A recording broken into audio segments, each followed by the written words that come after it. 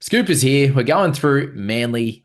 Welcome back, mate. And pretty much all these guys we're looking at here, they're going to be priced at their averages. So we don't have, the new game prices yet, but a really interesting team, mate. And thanks for going through all of this. And that forward pack and even their outside backs is pretty interesting with, Kohler getting benched, as you were saying, at the back end of last year. And does he make this side? Does he become the utility? Or is there an injury that comes in and sort of changes around this back line, mate? What are your thoughts on Manly as a whole coming into this year? As a whole, I think they've got, well, based on that, enough depth so that if a couple things go wrong, they can adapt. In past years, they've really, really struggled as soon as Turbo goes down or DCE's out for a few weeks, but especially with Turbo. But yeah, it's interesting seeing how some of them have rejigged and moved around a bit, especially Cola going to fullback when Turbo's out, scoring quite well for fantasy actually. Yeah, back end of last year we had Talau in the centres, and he kind of got pushed down a little bit to the interchange. I'd say he'll pop back up because he's on a multi-year contract, and Hopoate's still on a development, I think, but it's going to be interesting to see how it moves and changes throughout the year. And Lehigh was terrific in those international games as well. So it'd be hard. You'd be hard pressed leaving him out of this squad. And I suppose the two, I think he's pushed ahead of, surely he's pushed ahead of Tommy Talau and potentially even Saab. Like, yeah, but I don't think any of these guys have tremendous value, like you've got there, obviously, in your highlights. And then Garrick's the interesting one made in that back line for the centers and the wingers there with a 43.7 average. Copped a lot of HIAs last year, didn't he? And is he someone that you think you could start with the Manly boys having a bye, their first one in round 9? He's a tough one. I've been strongly thinking about him, but there are definitely associated risks. You look down at that draw and you see a lot of red. They're playing a lot of top four teams after a pretty easy first month, and that could hurt somebody like Garrick, who relies a little bit on those goals and, well, as a backline attacking stats. So I think that there is merit to picking him because, yeah, he should be discounted with those head knocks and concussions. Although we have seen that some of the few price adjustments that we did see last year, greatly reduced from 2022, thankfully, and 2023, the injury affected games were the players that did actually have an adjustment sometimes, like I think Cleary may have last year. Mm. So just do watch out for that. Make sure that he's priced where we think he's going to be. Otherwise, might not be quite the value we think he is. But yeah, he's heading towards that concussion territory. Hey, three HIAs. It was frustrating to own him at times in between the good scores. Yeah, and for the most part, that's where him on the wing is a little bit safer. But to be honest, a lot of the problems that he had was actually running the footy back rather than actually tackling. I just remember a couple of them he got whacked. Just it seemed to be a couple of weeks there where every time he ran the footy, they just hit him across the chops. Like he had one where he kind of mini wobbled, and then it was only a few minutes later, the next carry they just clobbered him, and he had a big wobble getting up, and yeah, it wasn't fun as an owner at that point. So. Yeah, he's very, very interesting. If he comes out at a 46 or so average, it's probably not worth it, is it? No.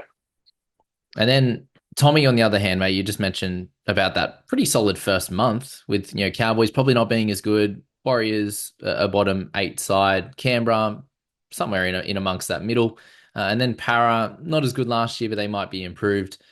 But a team like Manly, they have a lot of home games to begin the year. And is Tommy Turbo at a 52.6 average someone that you would look at to start the year with? He's a tough one. I do like Turbo. He did look really quite good at the back end of last year. It's really great to see him come back to full form.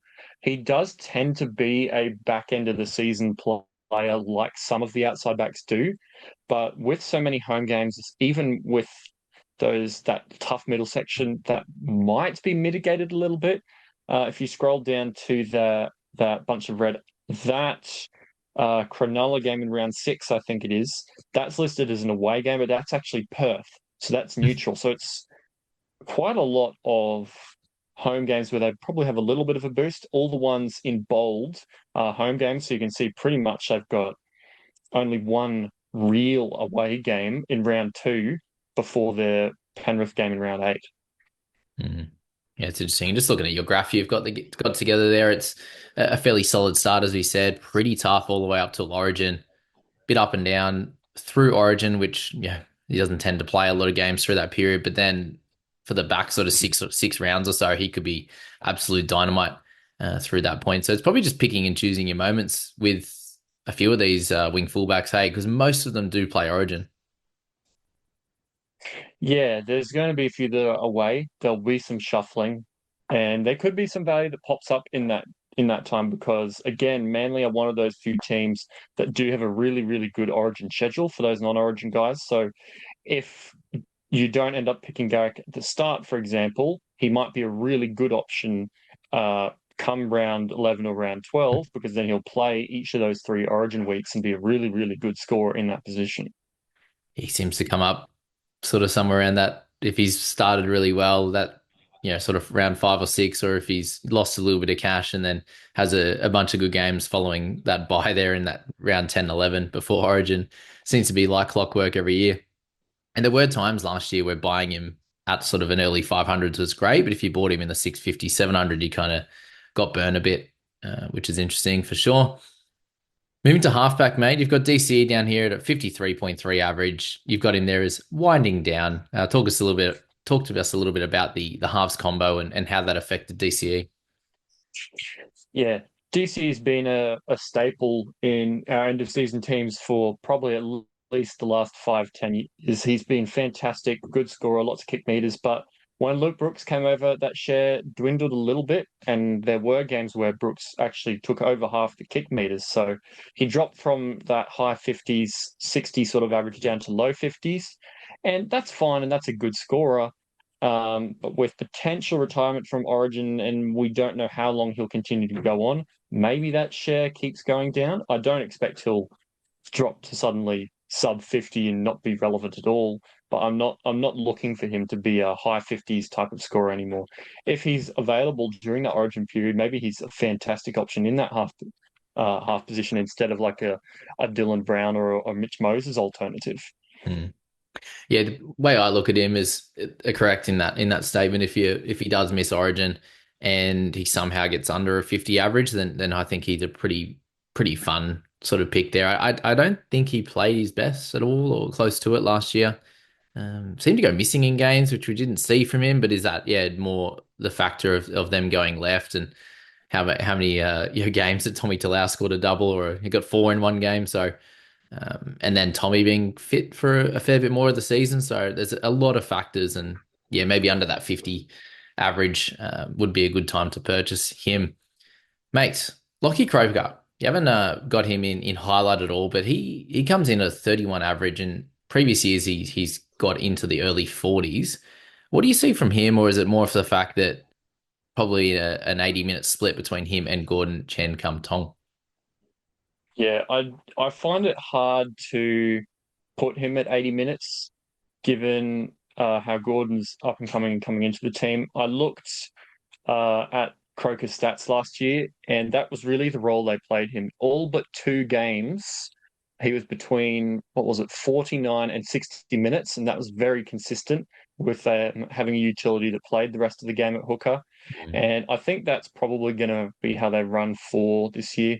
But if they do something different, say they put Kohler on the bench and they do some uh, the, the way they use their bench and their shifting, if say that gets taken up by Burbo minutes, if he comes off early and stuff like that, if there is indication that Croker will play 80, yeah, you buy an 80-minute hooker priced at 30. Yeah.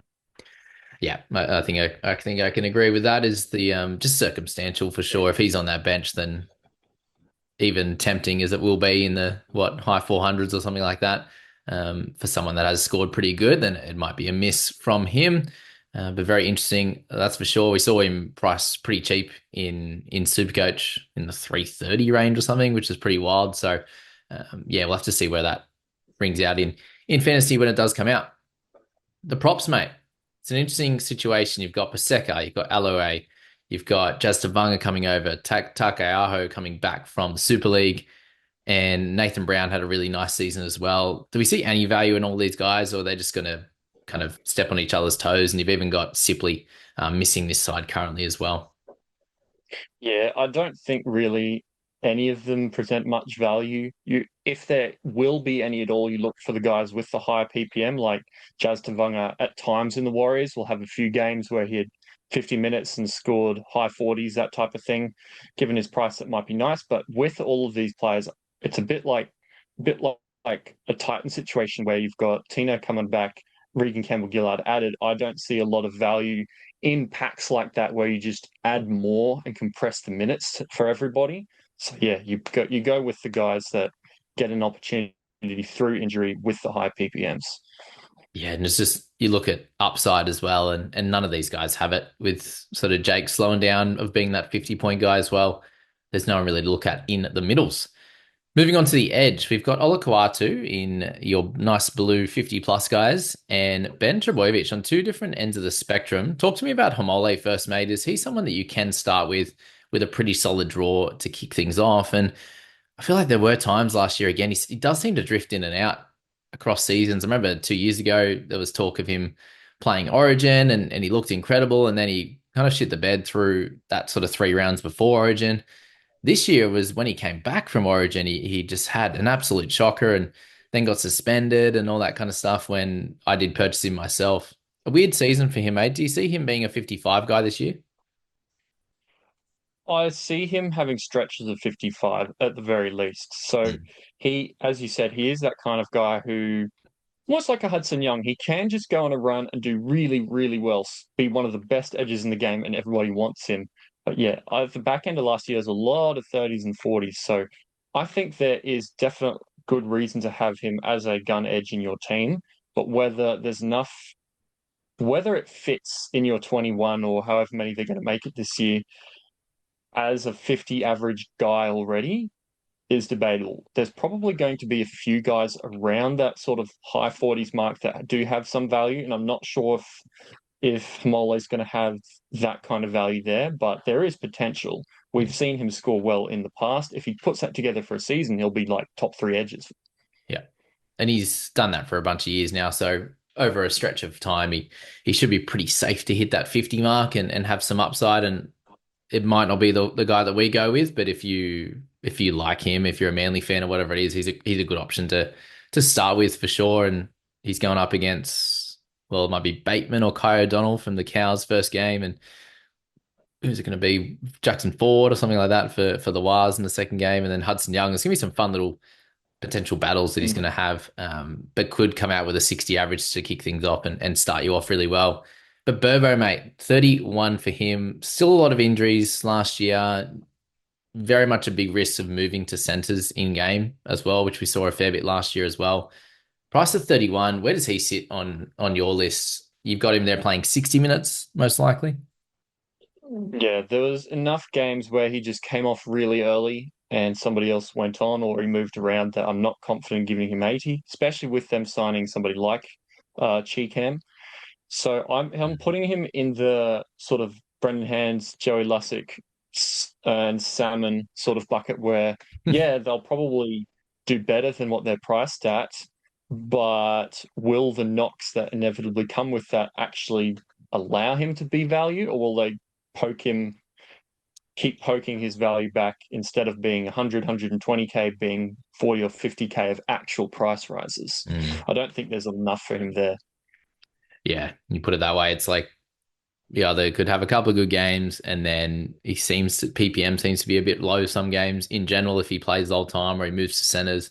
Then there's the injuries that can come with it. That yeah, it just gives you a 3-1 game, and then the risk of even if they didn't start with Cheekham in the 17, does he then come in and onto the bench in the third game? And as you said, like he looked like he was going to make 100 or 120, and then he ends up losing 25 minutes to Cheekham or losing the start or whatever it is. There are a fair few risks for, I don't know, what would be the upside on Ben? Maybe a 40 average? Yeah, he's not a super high PPM edge guy, but if you play 80, it's not too hard to get to a 40 average. But he needs all of that to happen, and I think Mm. the it's sort of only a medium or low reward for a pretty high risk, and that's just not somebody you probably want to touch. Yeah, that awkward price. Hey, if he was priced at the sort of 24 or less like last year, the 250K, then that could be pretty fun.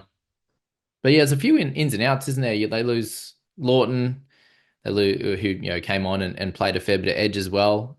So that's where the Cheekham signing. If they didn't sign Cheekham, Ben's probably a pretty solid pick. But they lose Sharon Woods as well, Jackson Barlow, Jamie Humphreys, the GOAT Brad Parker. But they do gain a couple of those middles, which I think helps them out a little bit, especially when they do have injuries. And I do think Cheekham's a really solid one. Having, you get Corey Waddell as well, played a fair bit last year. He's still with them. I think so. I haven't seen any re-signing news or what they're doing, but I think he's still around. Just going to be hard for him to get near that squad, hey, especially if guys like Sipley and potentially a Kohler or a Cheekham can't make it. I'd have Cheekham well ahead of Waddell, hey. So yeah, they're very much an interesting side, and it could be a sort of a selection on runs for them. You might have one or two through this sort of first 15 rounds, considering they do get that first major buy and minor buy. You probably wouldn't want to have more than one through the in your team through that back section of the buy period, and then they do have a pretty fun run there through the back end. But even looking at some of Mm, those teams, it is Melbourne, Canterbury, Roosters, who all could be really good. yeah. Canberra, By that Tigers, time, Dolphins. Sam Yeah, Walker will be back, won't he, round 22? that last five looks really fun, doesn't it? Yeah, that looks like a load up on turbo as a final gun type situation. Yeah, yeah. But do you start with them early? That's the question. There's a Mm. storm. Our storm one just went out today, and I think there's probably seven guys that you could look at, and the rest of the teams that we've mucked around with so far, especially the ones you and I have gone through. There's seems to be a little bit less on offer, but that's how it goes sometimes. Hey, we've probably got to wait for certain injuries and the like, and you look at if they were to lose an edge player, like if Olaquatu or Burbo was to be out, then Cheekham priced at a 28.1 average for the season, it becomes a lot of value because they don't have a lot of edge options, do they? Yeah, they have like a couple of backups, and then that's kind of it. So there is competition because they're all relatively similar pecking order. But if that disappears, yeah. And I do like Cheekham a little bit better than scoring than Burbo. I think I can't remember when he had that Rabbitohs Yeah, run. I think a couple of years he had a few like few 45 to 4 or 5 50. game stretches and averaging sort of low to mid 40s. So that'd be a nice price. Yeah. And then the halves, mate, if we do lose one or two of these guys, it's can be a little bit slim picking as well, hey? Yeah, well, it depends who goes out and who comes in because the kick meters share will be very important. If DCE is out, well, Brooks will take more kicking. I still don't know if that's going to make him enough value. But if Brooks goes out and sort of a non-kicker goes in, well, he goes back up to pretty tasty status. And especially if he's not playing Origin at that stage, well, yeah, it's one to watch. It's a team where I think there will be a lot of movement throughout the year as to who comes in, who comes out. There's probably about at least five or six who I do expect will probably get at least 4 or 5 games this year just because they're that close to the 17. It's not a team full of superstars by any means across the board. They've got some really great players, but they've got decent, solid depth that are all sort of at a similar level. So I don't think they'll be too affected by injuries unless they're in a couple of certain positions. Yeah, it seems like probably if Tom was to go down, you might get a Lehigh or something there that could hit a 45 plus average, or Kohler. That halfback position if we did lose DCE, which he's been very durable, which is great for Manly and his career anyway. And then probably that edge position, maybe the hooker, but we've seen Croker miss a lot of games last year and they kind of chopped and changed and never gave anyone big minutes. So it's probably, yeah, fullback, halfback, and the edge where we could see some, yeah, if there was an injury, some depth to come in and actually be fantasy relevant. That middle rotation doesn't seem like it at all, hey? Mm. But yeah, it's a point about Cherry Evans' durability as well. I mean, he could well get to 350 games this season. Wow. It's impressive. What did we see? Did we see Cam Smith was he close to 400, was it? Yeah, he was about 400. Just looked it up. DC's on 329. Yeah, you could get there. Uh, Yeah, and the only guy who's ahead of him who's still playing is Ben Hunt, 334. So Wow. DC is going to rise up that list this year, you'd think. Very impressive. We'll see where those two can get to with at least a few years left. Yeah, been incredible players across this league for a long time with Origin as well. So bloody Origin, you Queenslanders. At least we got the win this year. I don't have to cry this year. There you go, mate. That's Manly. Any final thoughts for the Manly boys? I think I think they're going to have a good season. So I don't know if they'll be top four, but I think they'll be up and around there, really giving teams a shake again. And with some of those signings, as I said, I do like their depth. And so I think they'll be more consistent and resilient to those injuries. Because in the past, we've seen them go from top four material to they get beaten by a lot of teams when Turbo's missing, for example. I don't think they'll be that team this year. So I'm really keen to see how they fire because that could be really exciting. Definitely, mate. And private group guys, all the information is in the description, so go read all that. We've got fifth from last year, eighth, ninth, 21st, 26th, and us two legends as well. We're going to come fifth and sixth this year, right? So oh, actually, stuff coming fifth. That just, it's great, but it's not. It's so close. We need that. We need that glory. To be fair, a little bit of improvement from both of us. I think we'll be happy, hey, mate. Yeah, that'll be good. Top 5,000. So close, so close. Anyway, thanks, legends, for that one. We'll keep going through all these teams for NRL Fantasy.